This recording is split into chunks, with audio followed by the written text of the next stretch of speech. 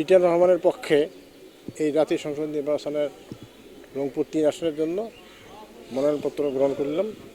ওনার পক্ষে, কোনো দলের পক্ষে নয়, আমরা দলের পক্ষ থেকে নিই, আমরা নিয়ে রাখলাম। পরবর্তীতে যদি নির্দেশনা আসে তখন আমরা সেইভাবে কাজ করব, সেটা আমাদের আশাবাদী আছি।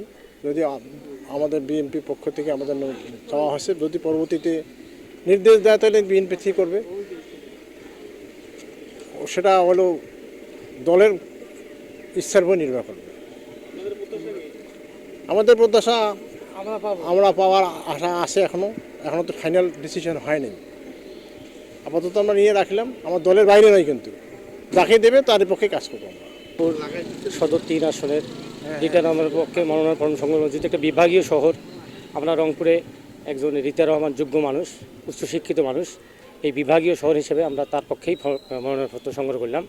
আমরা আশা করব যে দল আমাদেরকে ন্যায় বিচার করবে, আমাদের পক্ষেই দল সমর্থন দেবে।